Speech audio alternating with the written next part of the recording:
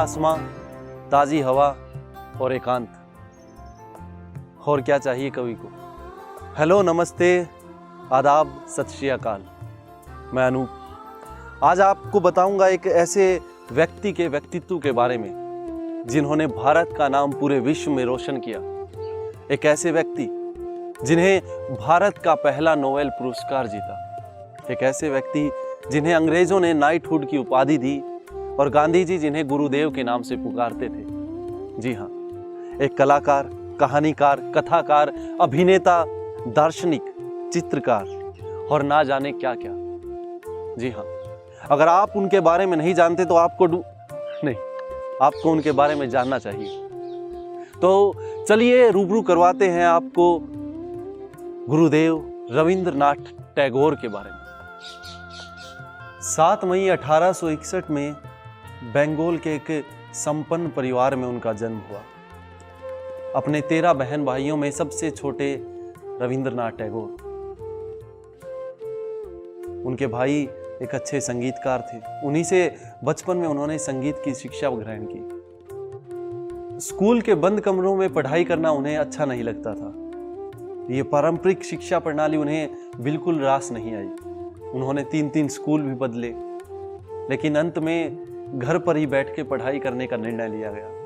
बचपन में माता पिता ने कह दिया था कि ये बड़ा होकर कुछ नहीं बनेगा, ये नाम खराब करेगा। लेकिन घर में वो सारा दिन पढ़ते थे, भूगोल, विज्ञान, अंग्रेजी साहित्य और ना जाने क्या क्या। 8 वर्ष की आयु में उन्होंने पहली कविता लिखी। उन्हें डर था कि अगर मेरे परिवार ने ये कविता सुनी तो पता नहीं क्या कहेंगे। इसलिए भानु नाम से उन्होंने मैथिली भाषा में पहली कविता लिखी। और जब उन्होंने वो कविता अपने परिवार के सामने सुनाई तो सब मंत्रमुग्ध रह गए। यहीं से उन्हें और कविताएं लिखने की प्रेरणा मिली। 16 साल की उम्र में आते आते पहली कहानी और 20 साल की उम्र में पहला नाटक वाल्मीकि प्रतिभा लिखा। समय था हिंदू मेले का, जब उन्होंने पहली बार कविता पाठ किया। लोगों को लगा कि किसी दूसरे ही कवि ने बहुत सालों पहले लिखी कोई रचना है। लेकिन जब असल बात का पता लगा तो सब लोग हैरान रह गए थे कि इतनी सुंदर रचना कोई कैसे कर सकता है, और वो भी 16-17 साल की उम्र में। घर वाले चाहते थे कि वो कानून की पढ़ाई करे, इसीलिए लंदन गए 17 साल की उम्र में। मगर वहां भी उन्हें वो शिक्षा प्रणाली रास नहीं आई, तो वापस लौट आए। वापस लौटकर पिता के साथ पूरे भारत का भ्रमण किया, यहाँ के लोगों को जाना, यहाँ की परिस्थितियों को जाना। उन्होंने शांति निकेतन विद्यालय की भी स्थापना की। वहां पर प्रकृति की गोद में और पेड़ों के नीचे बैठकर शिक्षा देने लगे और एक अध्यापक बन गए।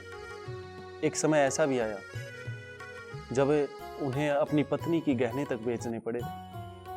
वो कहते थे, किसी बच्चे की शिक्षा अपने ज्ञान तक सीमित मत रखिए, क्योंकि वो किसी दूसरे समय में पैदा हुआ है और आप किसी दूसरे में। और साथ ही कहते थे कि समुद्र को खड़े देखते रहने से उसे पार नहीं कर सकते, उसके लिए आपको चलना होगा, तैरना होगा।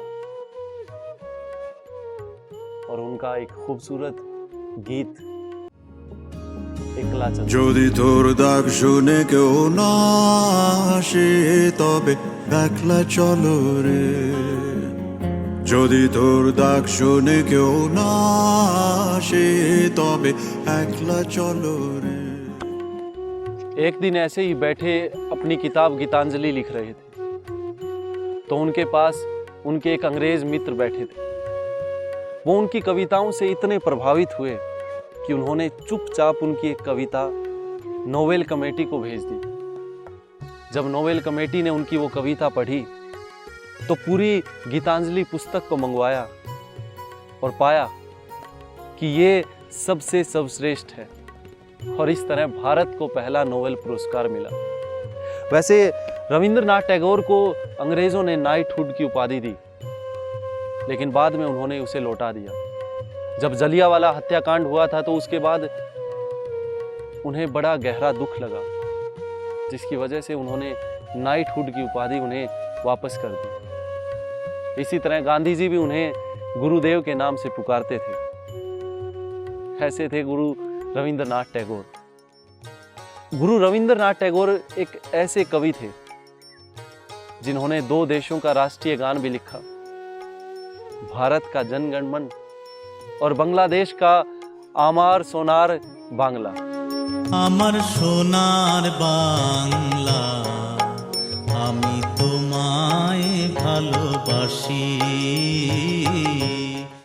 रविंद्रनाथ टैगोर ने बचपन से ही संगीत की शिक्षा ली। उन्होंने लगभग 2500 गीतों को कंपोज किया, लिखा है। उन्होंने वेस्टर्न म्यूजिक और फोक म्यूजिक दोनों को मिलाकर रविंद्र संगीत का निर्माण किया। जैसे संगीत में उनका योगदान रहा, वैसे ही नाटक में भी उनका निरंतर योगदान रहा। उन्होंने 20 साल की उम्र में वाल्मीकि प्रतिभा और काबुली वाला और स्त्री, डाकघर आदि कहानियां और नाटक लिखे जो बाद में काफी प्रचलित हुए। काबुली वाला उनकी एक बेहतरीन कहानी है। और 70 साल की उम्र में आते आते उन्होंने पेंटिंग शुरू की।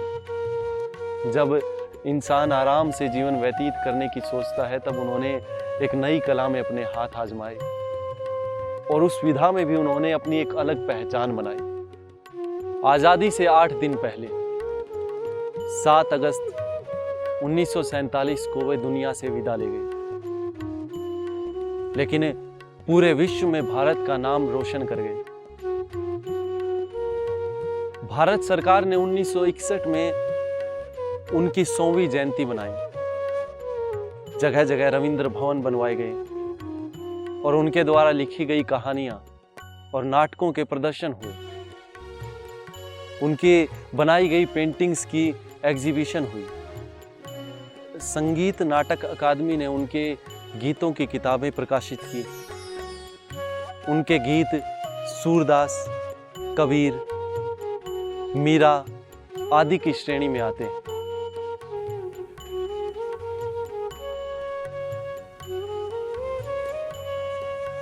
अभिनय रंगमंच और आरंभ परिवार की एक छोटी सी कोशिश है कि ऐसे व्यक्ति जिन्होंने भारत के साहित्य को पूरे विश्व में पहुंचाया, उनके व्यक्तित्व के बारे में थोड़ा सा हम आपको रूबरू करवा सकें।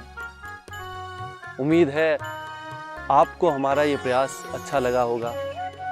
आगे आने वाली वीडियो के लिए हमें सब्सक्राइब कीजिए और बेल आइकन को ज़रूर प्रेस कीजिएगा, ताकि आने वाली वीडियो के बारे में आपको पता लगता रहे। शुक्रिया।